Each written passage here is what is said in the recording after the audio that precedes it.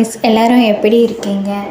தமிழன் பார்த்ததுமே தெரிஞ்சிருக்கும் இன்றைக்கி என்ன வீடியோ அப்படின்னு சொல்லிட்டு. ஆமாங்க, இன்றைக்கி எஸ்பிஓவில் என்னென்ன அப்டேஷன் கொடுத்துருக்காங்க அப்படிங்கிறத பற்றி தான் நம்ம இன்றைக்கி வீடியோ மேக் பண்ணியிருக்கோம்.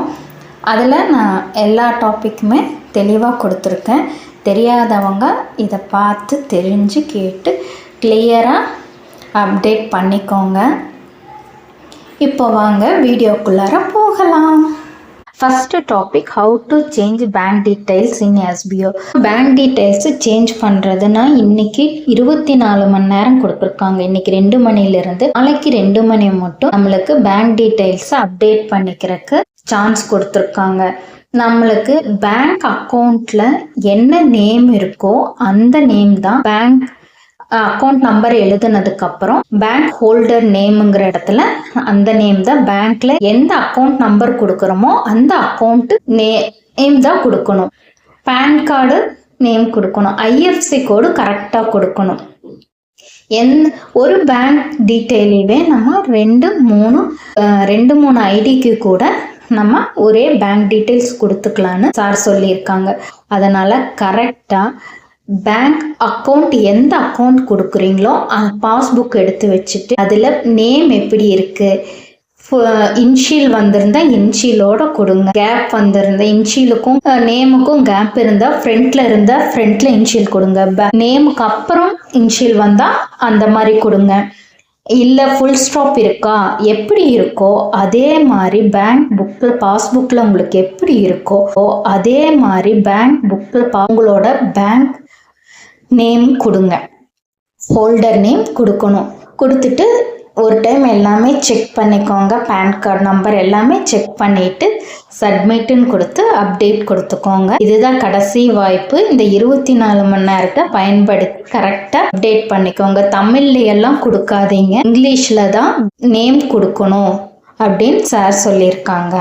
நெக்ஸ்ட், ஹவு டு சேஞ்ச் இந்த எஸ்பிஓ பிளான்ஸ். இப்போ நம்ம மைக்ரோ டாஸ்க் ஒர்க்கராக இருப்போம். நம்ம டிஜிட்டல் இன்ஃப்ளூயன்சராக மாறணும் அப்படின்னு நினச்சா இப்போ மாற்றிக்கலாம். இல்லை டிஜிட்டல் கண்டென்ட் ரைட்டராக மாற்றிக்கணும் அப்படின்னு ஆசைப்பட்டீங்கனாலும் நீங்கள் மாற்றிக்கலாம். என்னால் ஒரு கண்டென்ட்டை பிளாகாக எடுத்து ரைட் பண்ண முடியும் அப்படின்னீங்கன்னா இப்போ டிஜிட்டல் கண்டென்ட் ரைட்டர் எடுக்கணும்னு விருப்பப்பட்டவங்க மைக்ரோ டாஸ்கில் இருந்தாலும் இப்போ மாற்றிக்கலாம். இல்லை இன்ஃப்ளூயன்சரில் இருந்து மாற்றுறதுனாலும் மாற்றிக்கலாம். இன்ஃப்ளூயன்சராக இருக்கவங்க கண்டென்ட் ரைட்டருக்கு போகணும்னு ஆசைப்பட்டீங்கனாலும் போய்க்கலாம். இல்லை மைக்ரோ டாஸ்க் ஒர்க்கருக்கு போகிறதுனாலும் போய்க்கலாம். இல்லை நான் இன்ஃப்ளூயன்சராக இருக்கேன், நான் மைக்ரோ டாஸ்க் ஒர்க்குக்கு போய்க்கிறேன், எனக்கு இன்ஃப்ளூயன்சர் வேண்டாம் அப்படின்னு நினச்சிங்கனாலும் நீங்கள் மாற்றிக்கலாம்.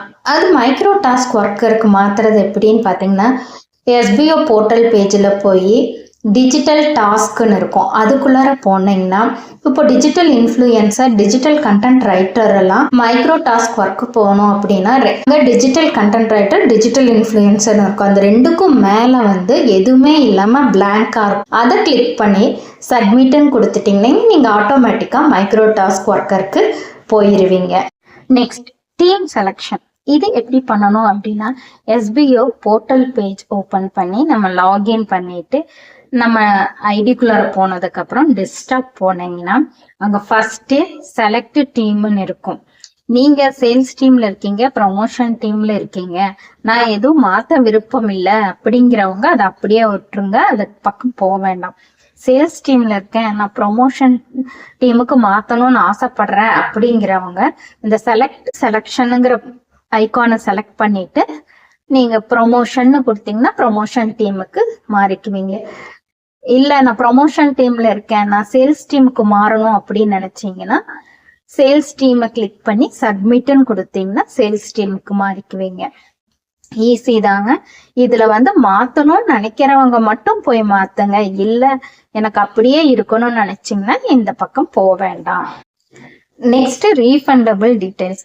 ஜூலை 30 முன்னாடி ரீஃபண்ட் அப்ளை பண்ணவங்க அவங்களுக்கு ஃபார்ம் வரல அப்படின்னாலும், நான் இல்ல ஃபார்ம் எனக்கு வந்துருச்சு, ரீஃபண்டபிள் ஃபார்ம் வந்துருச்சு, நான் அதை ஃபில் பண்ணி மெயிலும் அனுப்பிட்டேன், எனக்கு ஆனால் பேமெண்ட் வரல அப்படிங்கிற இந்த 2 ஆப்ஷனில் இருக்கவங்க மட்டும் கமாண்டர்ஸுக்கு நீங்கள் சென்ட் பண்ண மெயில் ரீஃபண்ட் சைன் பண்ணி அப்ளிகேஷன் ஃபார்ம் ஃபில் பண்ணி மெயில் பண்ணியிருப்பீங்க இல்லையா, உங்களோட சென்ட் பாக்ஸில் இருக்க மெயிலை ஸ்க்ரீன்ஷாட் எடுத்து கமாண்டர்ஸ்க்கு நாங்கள் இப்படி மெயில் பண்ணியிருக்கோம் எனக்கு வரல அப்படின்னு சொல்லி கமாண்டர்ஸ் கிட்ட நீங்கள் அனுப்புனீங்கன்னா கமாண்டர்ஸ் நம்ம ஆஃபீஸுக்கு அனுப்பி உங்களுக்கான இது செஞ்சு கொடுத்துருவாங்க. எல்லா கமாண்டர்ஸுக்கும் அனுப்பிட்டு இருக்க வேண்டாங்க. ஒரு கமாண்டருக்கு அனுப்புனது 24 மணி நேரம் வெயிட் பண்ணுங்க, அவங்க உங்களுக்கான ரிசல்ட்டு வாங்கி கொடுத்துருவாங்க. நெக்ஸ்ட் அப்டேஷன் வர மட்டும் பாய்.